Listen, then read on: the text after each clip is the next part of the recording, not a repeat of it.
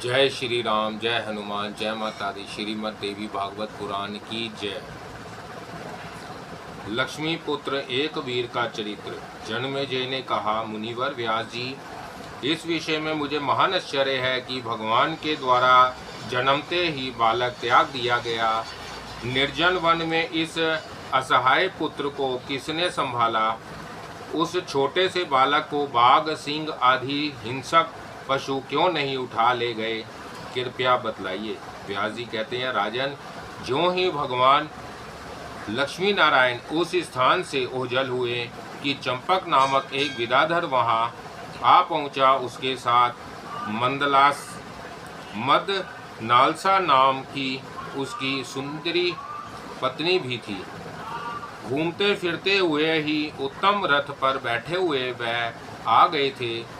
उसने देखा एक अनुपम बालक पृथ्वी पर पड़ा हुआ है, उसका कोई सहायक नहीं दिखता।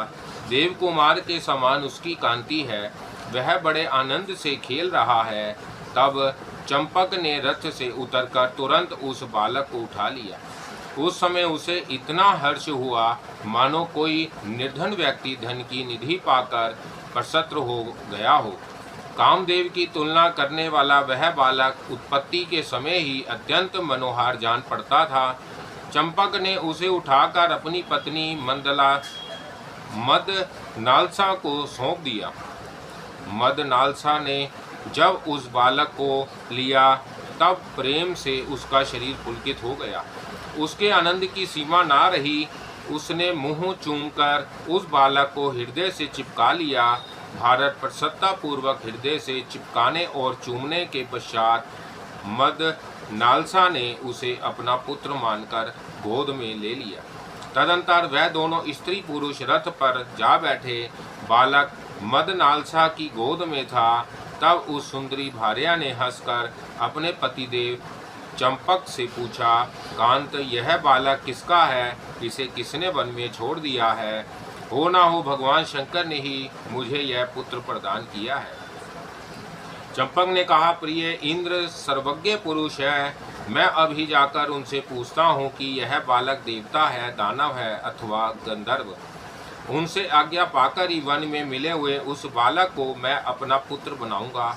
मेरे विचार से उनसे बिना पूछे कोई भी कार्य करना अनुचित है। इस प्रकार कहकर चंपक अपनी स्त्री और उस बालक के सहित तुरंत अमरावती को प्रस्थित हो गया। हर्ष के उद्रेक से उसके नेत्र खिल उठे थे। वहीं पहुंचकर चंपक ने इंद्र के चरणों में प्रीति पूर्वक मस्तक झुकाया और बालक को सामने उपस्थित करके हाथ जोड़कर बैठ गया। तदंतर उसने उनसे पूछा, देवेश्वर, यमुना और तमसा नदी के संगम को परम पावन तीर्थ मानते हैं, वही कामदेव के समान कांति वाला यह बालक मुझे प्राप्त हुआ है। शचीपते, यह बालक किसका पुत्र है? इसे क्यों वहां छोड़ दिया गया है? आपकी आज्ञा हो तो मैं इस बालक को अपना पुत्र बना लूं। इस अत्यंत सुंदर बालक से मेरी पत्नी भी स्नेह करती है। धर्मशास्त्रों में ऐसा कथन है कि सर्वथा कृत्रिम पुत्र भी बनाया जा सकता है। इंद्र बोले, महाभाग, यह बालक अश्व रूपधारी भगवान विष्णु का पुत्र है। इसकी जननी स्वयं भगवती लक्ष्मी है। इस परम तपस्वी बालक का नाम है। ययाति के वंशज राजा तुर्वसु को वह यह पुत्र प्रदान करना चाहते हैं। तुर्वसु बड़े धार्मिक नरेश है। श्री हरि उन्हें पुत्र प्राप्ति के लिए अभी पवित्र तीर्थ में जाने की आज्ञा देंगे। भगवान की आज्ञा पाकर राजा तुर्वसु के वहां पहुंचने से पहले ही तुम इस मनोहर बालक को लेकर वहां पहुंच जाओ और इसे वहीं रख दो। विलंब करने से ठीक नहीं होगा, कारण बालक ना मिलेगा तो राजा तुर्वसु अत्यंत दुखी हो जाएंगे। भूमंडल पर यह बालक एक वीर नाम से प्रसिद्ध होगा। व्यास जी कहते हैं, राजन, देवराज इंद्र की बातें सुनकर चंपक उसी क्षण बालक को लेकर वहां से चल पड़ा और उसे यहाँ से उठाया था, वहीं ले जाकर रख दिया। तदंतर विमान पर बैठकर वह अपने घर लौट गया। उसी समय जगत गुरु भगवान नारायण लक्ष्मी जी के साथ विमान पर बैठ तप करते हुए राजा के पास पधारे। राजा हरिवर्मा ने देखा भगवान विष्णु विमान से उतर रहे हैं। अब राजा के हर्ष की सीमा नहीं रही। वह दंड के समान भगवान के सामने पृथ्वी पर पड़ गए। पृथ्वी पर पड़े हुए अपने उस भक्त को भगवान ने आश्वासन दिया और कहा, वत्स उठो।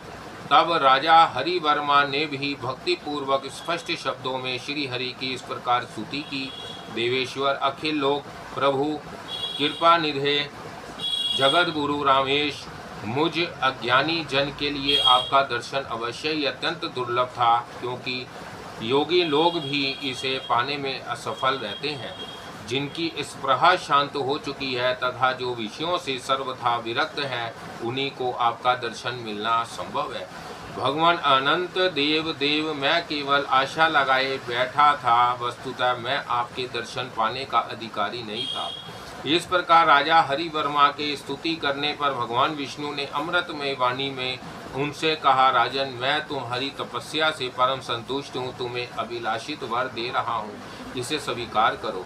उस समय भगवान श्री हरि राजा हरि वर्मा के सामने विराजमान थे। राजा ने उनके चरणों में मस्तक झुकाकर कहा, मुरारे, मैंने पुत्र के लिए तप किया है, आप अपने जैसा पुत्र मुझे देने की कृपा करें। राजा हरि वर्मा की प्रार्थना सुनकर देवादिदेव भगवान विष्णु ने उनसे यो कहा, ययाति नंदन, तुम यमुना और तमसा नदी के पावन संगम तीर्थ पर अभी चले जाओ। तुम जैसा चाहते हो वैसा ही पुत्र मैंने वहाँ रख छोड़ा है। राजन, मेरे वीर्य से उत्पन्न उस पुत्र में असीम शक्ति है, लक्ष्मी स्वयं उसकी जननी है। तुम्हारे लिए ही उसे उत्पन्न किया गया है, अतः उसे स्वीकार करो। भगवान विष्णु की वाणी बड़ी ही मधुर थी। उसे सुनकर राजा हरि वर्मा के मन में प्रसन्नता की लहरें उठने लगी। उधर भगवान उन्हें वर देकर लक्ष्मी जी के साथ वैकुंठ पधार गए। भगवान के चले जाने पर ययाति नंदन राजा हरि वर्मा एक अत्यंत सुदृढ़ रथ पर सवार होकर प्रसन्नता पूर्वक वहां गए जहां वह बालक विराजमान था। भगवान के मुखारविंद से वह सब बातें सुन ही चुके थे। वहां जाने पर हरि वर्मा ने उस अत्यंत मनोहर बालक को देखा जो जमीन पर खेल रहा था तथा एक हाथ से पकड़कर पैर के अंगूठे को धीरे धीरे चूम रहा था। उसकी कामदेव के समान कांति थी। लक्ष्मी के उदर से प्रकट वह बालक भगवान नारायण का अंश था। श्री हरि के तुल्य भी उसमें शक्ति भी थी। उसे देखकर हरि वर्मा के नेत्र कमल हर्ष से खिल उठे। प्रेम के समुद्र में गोता खाते हुए उस नरेश ने तुरंत उस बालक को अपने कर कमलों से उठा लिया। उन्होंने प्रसन्नता पूर्वक पुत्र का मस्तक सूंघा। उसे गोद में लेकर वह अत्यंत आनंदित हुए। उसके अत्यंत सुंदर मुख को देखते ही उनकी आंखों से प्रेमक्षणु गिरने लगे। राजा ने उस बालक से कहा, पुत्र, माता लक्ष्मी और भगवान विष्णु के कृपा प्रसाद से तुम मुझे प्राप्त हो, क्योंकि नरक भोग के दुख से डरकर मैंने तुम जैसे पुत्र के लिए कठिन तपस्या की है। तपस्या के 100 वर्ष पूरे होने पर लक्ष्मीकांत भगवान नारायण ने संसारिक सुख भोगने के लिए तुमको पुत्र बनाकर मुझे सौंपा है। लक्ष्मी तुम्हारी जननी है, उन्हें तुम्हें उत्पन्न करके मेरे लिए छोड़ दिया है। स्वयं भगवान विष्णु के साथ वह वैकुंठ पधार गई है। उस माता को धन्यवाद है जो तुम जैसे हसमुख बालक को गोद में लेकर आनंद मनाएगी। पुत्र, तुम संसार सागर से पार करने के लिए नौका स्वरूप हो। भगवान नारायण तुम्हारे निर्माता है। इस प्रकार कह राजा हरि वर्मा प्रसन्नता पूर्वक उस पुत्र को लेकर नगर के लिए प्रस्थित हुए। अभी राजा नगर के निकट पहुँचे ही थे कि यह समाचार पाकर उनका मंत्रिमंडल और प्रजा वर्ग अगवानी के लिए तैयार हो गया। पुरोहितों को साथ लेकर भेंट की सामग्री लिए तथा सूत, बंदीजन और गायकों के साथ सब उनके सामने अगवानी के लिए पहुँचे। नगर में पहुँचने पर राजा हरि वर्मा ने बातचीत करके तथा सबकी ओर दृष्टि दौड़ाकर प्राय सबको आश्वासित किया। नागरिक सम्यक प्रकार से उनका स्वागत करने के लिए तैयार थे। जब राजा हरि वर्मा ने पुत्र को लेकर नगर में प्रवेश किया, तब मार्ग में उनके ऊपर चारों ओर से खीलों और फूलों की वर्षा होने लगी। प्रजा के द्वारा यो सम्मानित होकर वह नरेश मंत्रियों के साथ अपने समृद्धिशाली महल में गए। हर्षपूर्वक उस अभिनव पुत्र को हाथों में लेकर उन्होंने रानी को सौंप दिया। उस सद प्रस्तुत पुत्र की कांति कामदेव की तुलना कर रही थी। महाराज हरिवर्मा की रानी भी बड़ी साध्वी थी। उन्होंने उस अभिनव पुत्र को गोद में लेकर राजा से पूछा, महाराज, कामदेव के समान सुंदर यह सुजन्मा पुत्र आपको कहाँ से प्राप्त हुआ? कांत, आप शीघ्र बताने की कृपा करें कि आपको किसने यह सुंदर पुत्र प्रदान किया है। इसको देखकर अब मेरा मन अपने वश में नहीं रहा। तब राजा ने बड़ी प्रसन्नता के साथ रानी से कहा, प्रिय, भगवान श्री लक्ष्मी नारायण ने मुझे यह पुत्र प्रदान किया है। लोलाक्षी इस महान शक्तिशाली पुत्र की जननी साक्षात भगवती लक्ष्मी है। भगवान विष्णु के अंश से इसका प्रकाट्य हुआ है। रानी उस बालक को लेकर आनंद में निमग्न हो गई। राजा ने बड़े समारोह के साथ पुत्रोत्सव मनाया। याचकों को प्रचुर दान दिया। बड़े से बहुत से बाजे बजे और गीत गाए गए। यों उत्सव करके राजा हरिवर्मा ने अपने पुत्र का नाम एक वीर रखा। महाराज हरिवर्मा इंद्र के समान पराक्रम थे। विष्णु के सुदृढ़ गुण वाले पुत्र को पाकर उनके मन में अपार हर्ष हुआ। अब पितृ ऋण से मुक्त होकर वे आनंद पूर्वक समय व्यतीत करने लगे। इस प्रकार अखिल देवादिदेव भगवान नारायण की कृपा से सर्वगुण संपन्न पुत्र पाकर इंद्र तुल्य पराक्रमी महाराज हरिवर्मा अपने भवन में भार्या के साथ आनंद का अनुभव करने लगे। उनके यहाँ भांति भांति की सभी सुख सामग्रियाँ प्रस्तुत रहती थी।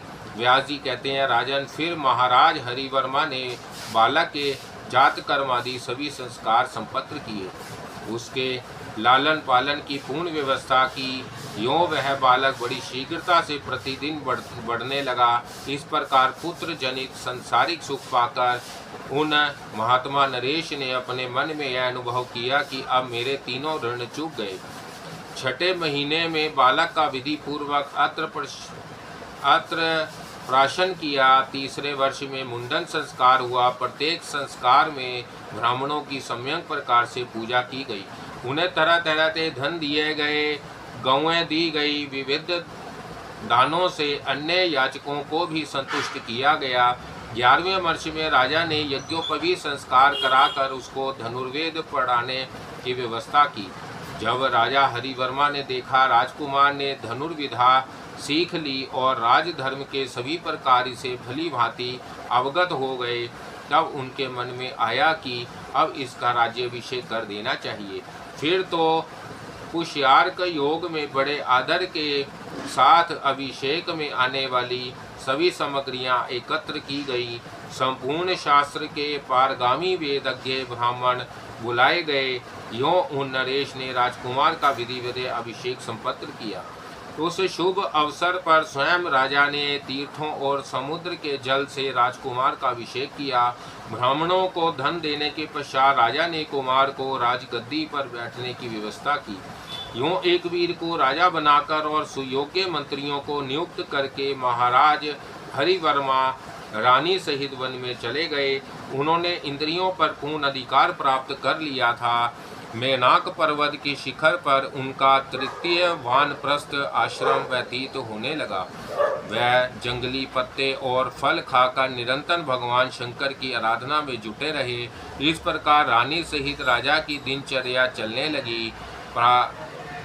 प्रारब्ध कर्म शेष होने पर उनका पंच भौतिक शरीर शांत हो गया। अपने शुभ कर्म के प्रभाव से उन्होंने स्वर्ग लोक में स्थान प्राप्त किया।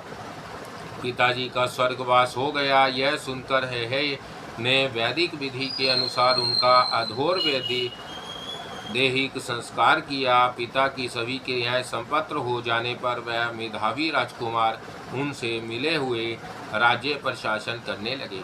वह बड़े धर्मज्ञ पुरुष थे। सर्वोत्कृष्ट राज्य के अधिकारी होने पर उन्हें तरह तरह के भोग सुलभ हो गए। मंत्रिमंडल उनका बड़ा सम्मान करता था। एक समय की बात है, प्रतापी राजा एक वीर बहुत से मंत्रियों कुमारों के साथ घोड़े पर सवार होकर गंगा के तट पर गए। देखा फलों और फूलों से लदे हुए मनोहर वृक्ष वहां शोभा पा रहे थे। कोकिलों की ध्वनि और भोरों की गुनगुनाहट से उन वृक्षों की अनुपम शोभा हो रही थी। वहाँ मुनियों के अनेक दिव्य आश्रम थे। निरंतर वे ध्वनि हो रही थी। हवन के धुएं से आकाश भर गया था। जहाँ तहाँ मृगों के छोटे छोटे बच्चे छलांग मार रहे थे। धन की बहुत सी पकी हुई क्यारियाँ थी। गलानियाँ उन खेतों की रक्षा पर नियुक्त थी। फूले हुए कमलों से सुशोभित बहुत से सरोवर और मन को लुभाने वाले वन भी दृष्टिगोचर हुए। अशोक, चंपा, कटहल, बकुल, नील, तिल, नील, नीम, फूले हुए परिजात, साखू, ताल और तमाल आदि वृक्षों पर उनकी दृष्टि पड़ी। कुछ दूर आगे बढ़ने पर उन्हें एक खिला हुआ कमल दिखाई दिया। उस कमल से बड़ी उत्कट गंध निकल रही थी। राजा एकवीर ने देखा, वहीं जलज के दक्षिण भाग में कमल के समान नेत्र वाली एक सुंदरी कन्या रो रही है। उसके शरीर की कांति सुवर्ण जैसी थी। मनोहार केस थे। शंख के समान ग्रीवा थी। ओंठ ऐसे जान पड़ते थे मानो बिंबा फल हो। कमर पतली थी। नसिका बड़ी सुंदर थी। उसके प्राय सभी अंग मनोहार थे। वह सखी से दूर होकर अत्यंत दुखपूर्वक विलाप कर रही थी। उसकी आंखों से आंसू गिर रहे थे। उस निर्जन वन में वह फूट फूट कर रो रही थी। जान पड़ता था मानो कुरडी पक्षी विलाप कर रही हो। ऐसी स्थिति में पड़ी हुई उस कन्या को देखकर राजा एकवीर ने उससे शोक का कारण पूछा। सुन से तुम अपना परिचय दो, कौन हो? शुभानने, तुम्हारे पिता कौन है? सुंदरी, बताओ, तुम गंधर्व अथवा देवता की कन्या तो नहीं हो? तुम्हारे रोने का क्या कारण है? बाले, तुम कैसे अकेली खड़ी हो? पिक स्वरे, तुम्हें यहाँ किसने छोड़ रखा है? इस समय तुम्हारे पतिदेव अथवा पिता कहाँ चले गए हैं? अब तुम मेरे सामने अपने दुख का कारण व्यक्त करने की कृपा करो। मैं सम्यक प्रकार से तुम्हारा दुख दूर करने के लिए तैयार हूँ। तनवंगी, निश्चित है मेरे राज्य में किसी को भी दुख नहीं सताते। इसमें ना चोर का भय है और ना राक्षस का ही। मैं इस भूमंडल का नरेश हूँ। मेरे शासन काल में भयंकर उत्पातों का होना संभव है। कहीं किसी को बाध अथवा सिंह भी किंचित मात्र भय नहीं पहुंचा सकते। वह मोरू, असहाय होकर तुम क्यों विलख रही हो? तुम्हें क्या दुख है? मुझसे बतलाओ। कांते, जगत में प्राणियों के दैविक एवं मनुष्यिक अत्यंत कठिन दुख को दूर करना मेरा प्रधान कर्तव्य है। इस अद्भुत व्रत का मैं बड़ी तत्परता से पालन करता हूँ। विशाल लोचने, बताओ, तुम्हारी मानसिक चिंता मैं अवश्य दूर कर दूंगा। इस प्रकार राजा एकवीर के कहने पर उनकी बात सुनकर उस मधुर भाषिणी कन्या ने उनसे कहा, राजेंद्र सुनिए, मैं अपने शोक का कारण बता रही हूँ। राजन, विपत्ति ना हो तो प्राणी क्यों रोए? माँ बोले, मैं अपने रोने का कारण बता रही हूँ। आपके राज्य से अन्यंत्र एक परम धार्मिक राजा रहते हैं। उनका नाम रेभे है। उनकी स्त्री रुकम रेखा नाम से प्रसिद्ध है। राजा को कोई संतान नहीं थी। रानी रुकम रेखा बड़ी सुंदर, कार्यकुशल, पतिव्रता और संपूर्ण शुभ लक्षणों से संपन्न है। पुत्र के अभाव से दुखी होकर उन्होंने राजा रेभे से कहा, स्वामी, मेरे इस जीवन से क्या प्रयोजन है? इस व्यर्थ जीवन को धिक्कार है, क्योंकि संतानहीन बंध्या स्त्री जगता में कभी सुख नहीं पा सकती। इस प्रकार पत्नी से प्रेरणा पाकर राजा रेभे उत्तम पुत्रोष्टि यज्ञ करने के लिए तत्पर हुए। उन्होंने यज्ञ के विशेषज्ञ ब्राह्मणों को बुलाया और विधि पूर्वक सब यज्ञ क्रियाएं संपन्न की। पुत्र की अभिलाषा से उन नरेश ने शास्त्रोक्त प्रकार से प्रचुर धन दान किया। यज्ञ में निरंतर घी की आहुति दी जाती थी। अग्निदेव बड़ी तेज से प्रज्वलित हो रहे थे। तदंतर यज्ञादि से एक सुंदरी कन्या निकल आई। वह सभी शुभ लक्षणों से पूर्णतः संपन्न थी। जब वह मनोहर कन्या अग्नि से प्रकट हो गई, तब होता ने उसे अपने पास बैठा लिया। तत्पश्चात उन्होंने उस सुंदरी कन्या को लेकर राजा रेभे से कहा, राजन, इस पुत्री को लो, यह सभी उत्तम लक्षणों से संपन्न है। हवन करते समय अग्नि से इसकी उत्पत्ति हुई है। यह ऐसी जान पड़ती है मानो मणियों की एक लड़ी हो। जगता में यह कन्या एकावली नाम से प्रसिद्ध होगी। भूपाल पुत्र की तुलना करने वाली इस कन्या को पाकर तुम सुखी हो जाओगे।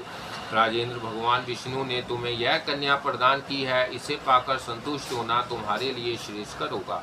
होता की बात सुनकर राजा रभ्य ने उस सुंदरी कन्या की ओर देखा और उन्होंने अत्यंत प्रसन्न होकर उसे गोद में ले लिया और उसे अपनी पत्नी रुकम रेखा को सौंप दिया।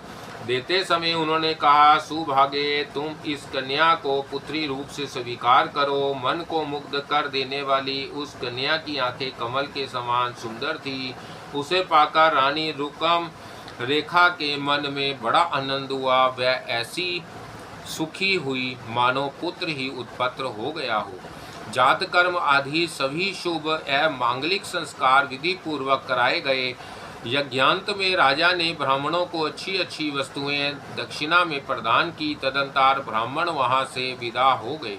राजा रभ्य के हर्ष की सीमा ना रही। पुत्र के सयाने होने से जैसे प्रतिदिन माया को हर्ष होता है, रानी रुकम रेखा भी वैसे ही आनंद का अनुभव करने लगी। उस समय पुत्रवती रानी के मन में हर्ष का पार ना था। राजा के महल में ऐसा उत्सव मनाया गया जैसा पुत्र के जन्म में मनाया जाता है। पुत्री और पुत्र में किंचित मात्र भेद नहीं है। यह मानकर माता पिता उस कन्या को अत्यंत स्नेह की दृष्टि से देखने लगे। सुबुधे, मैं उन्हीं राजा रभ्य के मंत्री को कन्या हूँ। मेरा नाम यशोवती है। मैं और एकावली दोनों समान अवस्था की हूँ। महाराज रभ्य ने राजकुमारी के साथ खेलने के लिए मुझे नियुक्त कर रखा था। एकावली सदा मेरे साथ रहती थी। हम दोनों रात दिन प्रेम पूर्वक जहाँ तहाँ घूमा करती थी। एकावली को जहाँ सुगंधित कमाल दिखाई पड़ते वह प्राय वही चली जाती थी। अन्यंत्र कहीं भी उसे सुख नहीं मिलता था। एक समय की बात है, गंगा के तट पर बहुत दूर कमल खिले हुए थे। राजकुमारी सखियों सहित मेरे साथ घूमती हुई वहां चली गई। तब मैंने महाराज रभ्य से कहा, राजन, आपकी लाडली कन्या एकावली कमलों को देखती हुई बहुत दूर निर्जन वन में चली जाती है। इससे राजा रभ्य ने अपनी कन्या को दूर जाने के लिए मना कर दिया। साथ ही उन्होंने घर पर ही बहुत से जलाशय तैयार करवा दिए और उनमें कमल लगवा दिए।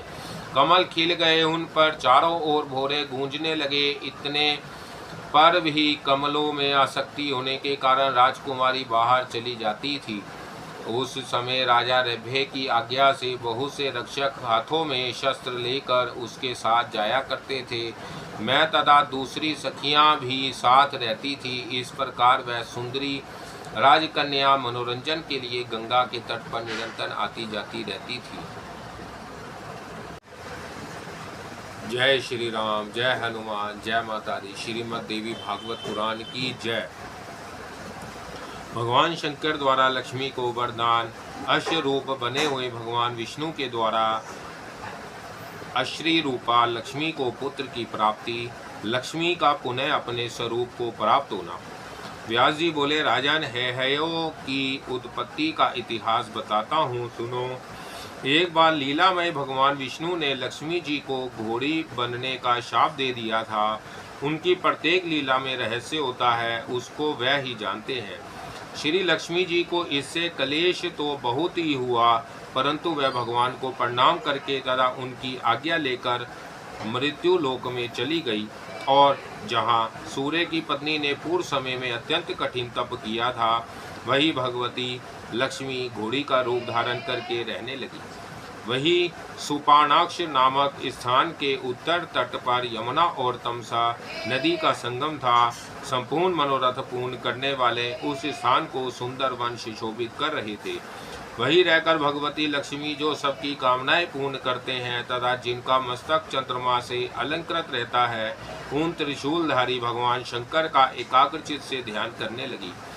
जिनके 5 मुख और 10 भुजाएं हैं, भगवती गौरी अर्धांगिनी बनकर जिनकी शोभा बढ़ा रही है, जिनका कपूर के समान कौन शरीर अत्यंत प्रकाशमान है, जिनका कंठ नील है और 3 आंखें हैं, जो बारंबार पहने और हाथी के चर्म की चादर ओढ़े हुए हैं, जिनके गले में नरमुंड की माला सुशोभित है, तथा जो सांप का यज्ञोपवीत पहने हुए हैं। हून भगवान शंकर के ध्यान में लक्ष्मी जी संलग्न हो गई। उस पावन तीर्थ में रहकर सुंदर घोड़ी का रूप धारण करके उन्होंने बड़ी कठिनता तपस्या की। राजन, भगवान शंकर का ध्यान करते हुए लक्ष्मी के मन में पूर्ण वैराग्य उत्पन्न हो गया था। देवताओं के वर्ष से 1000 वर्ष तक उनकी तपस्या चलती रही।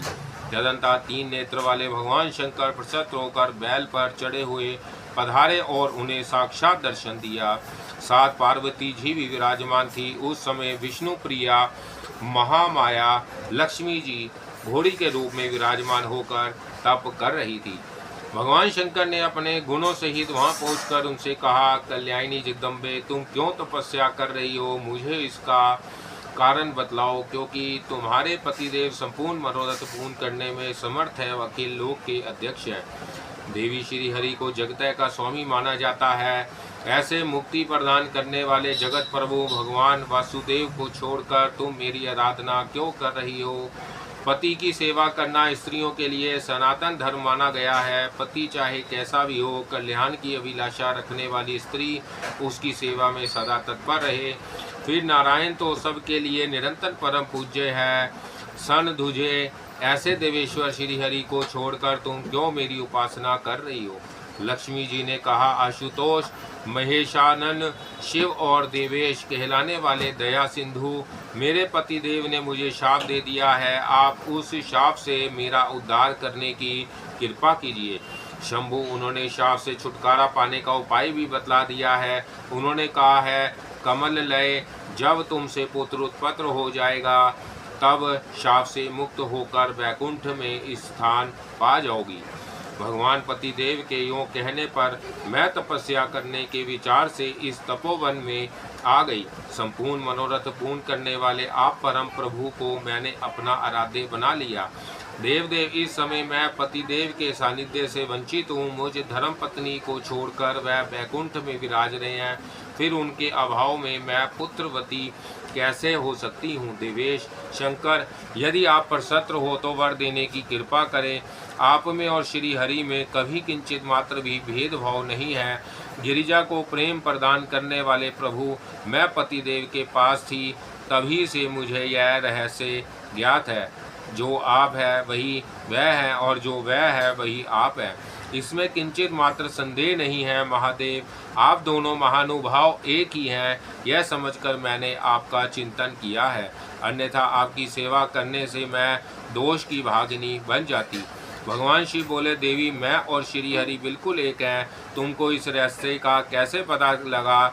सुंदरी सिंधुजे, मुझसे सच्ची बातें बताने की कृपा करो। देवता, मुनि, ज्ञानी और वेद के पारगामी पुरुष भी तर्क वितर्क में पड़े रहकर एक एकांत के रहस्य को नहीं समझ पाते हैं। मेरे बहुत से भक्त भगवान विष्णु की ओर उनके भक्त मेरी निंदा करने में सदा तत्पर रहते हैं। देवी, कलयुग में इस बात की बड़ी विशेषता रहेगी। समय के भेद से यह भेदभाव बढ़ता चला जा रहा है। बदले मुझ में और श्री हरि में सम्यक प्रकार से एकता है। यह भाव जानना प्राय सबके लिए महान कठिन है। फिर तुम कैसे जान गई? व्यास जी कहते हैं, इस प्रकार प्रसन्न होकर जब भगवान शंकर ने लक्ष्मी जी से पूछा, तब उन्होंने इस ज्ञात प्रसंग को बतलाना आरंभ किया। उस समय वह भी कम प्रसन्न ना थी। लक्ष्मी ने कहा, देव देवेश, एक समय की बात है। भगवान विष्णु एकांत में पदासन लगाए बैठे ध्यान कर रहे थे। जब वह यो तप कर रहे थे तब उन्हें देखकर मुझे महान आश्चर्य हुआ। थोड़ी देर के बाद उनकी समाधि टूट गई। उनके मुख पर प्रसन्नता की किरणें झलक रही थी। तब मैंने अनुकूल जानकर विनय पूर्वक उनसे पूछा, प्रभु, आप देवताओं के अध्यक्ष एवं जगत के स्वामी हैं। जिस समय देवता, दानव और ब्रह्मा प्रभृति सब ने मिलकर समुद्र का मंथन किया था और जब मैं उससे निकली थी तब मेरे मन में विचार आया, किसी को पति चुन लूं। अतः मैंने सब और दृष्टि दौड़ाई। उस समय आप ही संपूर्ण देवताओं से श्रेष्ठ हैं। इस निर्णय पर पहुंचकर मैंने आपको पतिदेव बना लिया। सर्वेश्वर, आप फिर किसका ध्यान कर रहे हैं? यह प्रसंग मेरे मन को महान आश्चर्य में डाल रहा है। कैट भारे आप मेरे परम प्रेमी हैं, मेरी इस मानसिक उलझन को दूर करने की कृपा कीजिए। भगवान विष्णु बोले, प्रिय, मैं हृदय में जिनका ध्यान कर रहा हूँ उनका परिचय देता हूँ, सुनो। पार्वती पति भगवान शंकर सबने प्रधान माने जाते हैं, परंतु प्रसत रो जाना उनका स्वाभाविक गुण है। उन देवाधिदेव के पराक्रम की कोई सीमा नहीं है। कभी तो ऐसा होता है कि त्रिपुर सुर का वध करने वाले वह देवेश मेरा ध्यान करते हैं और कभी मैं उनका करता हूँ। उनका प्रिय प्राण मैं हूँ और मेरे प्रिय प्राण वह हैं। हम दोनों का चित्त परस्पर गुथा हुआ है, अतः दोनों में किंचित मात्र भेद नहीं समझना चाहिए। विशाल लोचने जो भगवान शंकर से देश करते हैं वह मेरे भक्त ही क्यों ना हो, किंतु नरक में जाना उनके लिए अनिवार्य है। मैं यह बिल्कुल सत्य बता रहा हूँ। पार्वती पति एकांत में मेरे पूछने पर सर्वसम्मत देवादिदेव भगवान विष्णु यह प्रसंग स्पष्ट रूप से मुझे सुना चुके हैं। अतः श्री हरि के अभिप्र प्रेमी जानकर मैं आपका ध्यान कर रही हूँ। महेशानंद, आप ऐसा कीजिए जिससे मेरे पतिदेव का मिलन सुलभ हो जाए। व्यास जी कहते हैं, लक्ष्मी जी का यह कथन सुनकर निपुण वक्ता भगवान शंकर ने मधुर वचनों से उन्हें आश्वासन देते हुए कहा, सुंदरी, धैर्य रखो, मैं तुम्हारी तपस्या से परम संतुष्ट हूँ। तुम्हारे पतिदेव तुमसे अवश्य मिलेंगे, इसमें कोई संदेह नहीं है। वह जगदीश्वर मुझसे प्रेरित होकर तुम्हारी कामना पूर्ण करने के लिए अक्ष का रूप धारण करके यहाँ पधारेंगे। मैं उन मधुसूदन श्री हरि को इस प्रकार उत्साहित करूँगा जिससे वह अक्ष रूप धारण करके यहाँ आ जाए।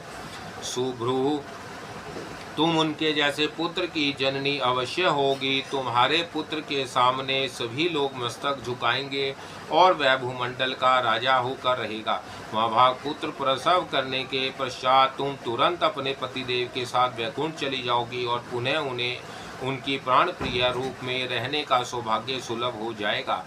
तुम्हारा वह पुत्र एक वीर नाम से प्रसिद्ध होगा। उसी से भूमंडल पर है संज्ञक क्षत्रियों की वंशावली विस्तृत होगी। सिंधुजे, तुम हृदय में विराजमान रहने वाली परम देवी भगवती जगदम्बा की सम्यक प्रकार से शरण ग्रहण करो। व्यास जी कहते हैं, इस प्रकार लक्ष्मी जी को वरदान देकर गौरीपति भगवान शंकर पार्वती सहित अंतर्धान हो गए। लक्ष्मी वहीं रहकर भगवती जगदम्बा के अत्यंत मनोहर चरण कमल का ध्यान करने में तत्पर हो गई। पतिदेव हाय का रूप धारण करके यहाँ कब पधारेंगे, इस प्रतीक्षा में प्रेम पूर्वक गदवाणी से वह बार बार श्री हरि की स्तुति करती रही। व्यास जी कहते हैं, लक्ष्मी को वर देकर भगवान शंकर तुरंत कैलाश चले गए। वहां पहुंच जाते ही भगवान शंकर ने परम बुद्धिमान चित्र रूप को दूध बनाकर लक्ष्मी का कार्य सिद्ध करने के लिए वैकुंठ भेज दिया। भगवान शिव ने कहा, चित्र रूप, तुम श्री हरि के पास जाकर उनसे मेरी बात कहो।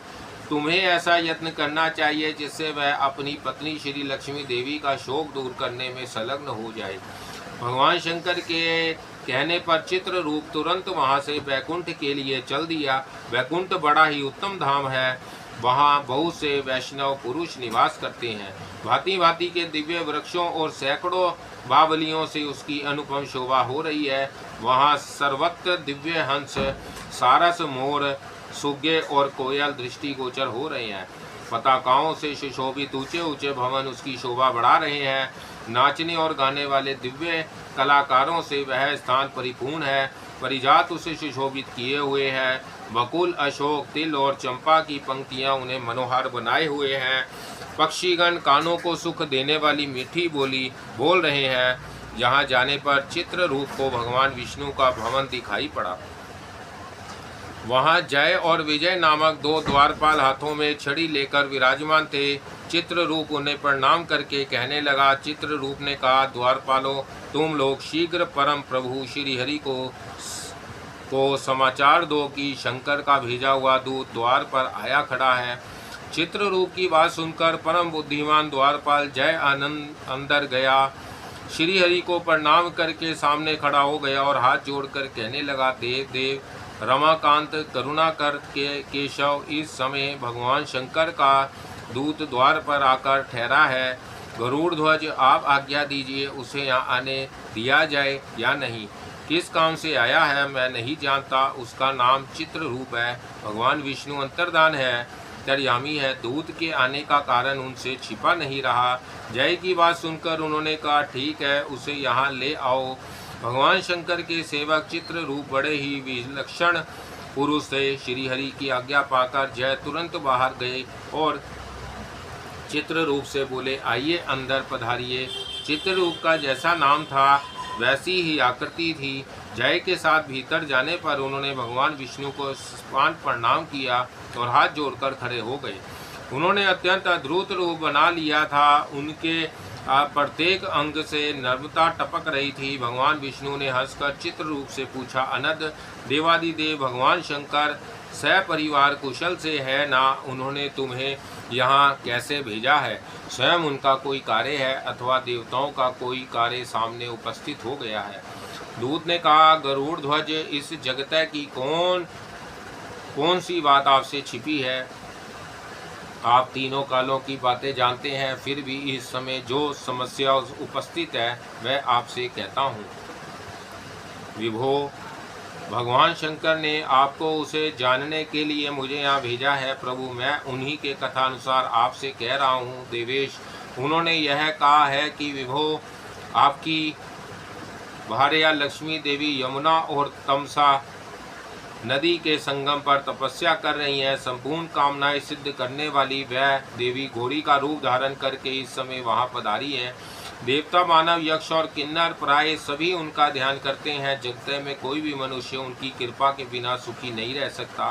पुंडरीकाक्ष हरे, फिर आप अपनी इन पत्नी का परित्याग करके क्या सुख पा रहे हैं? जगतपते, दुर्लभ और निर्धन व्यक्ति भी अपनी स्त्री की रक्षा करता है। विभो, फिर आपने जगत पर प्रभुत्व रखने वाली लक्ष्मी देवी का त्याग क्यों कर दिया है? जगत गुरु, जिसकी भार्या जगत में दुख से समय व्यतीत करती है, संसार में उसके जीवन को धिक्कार है।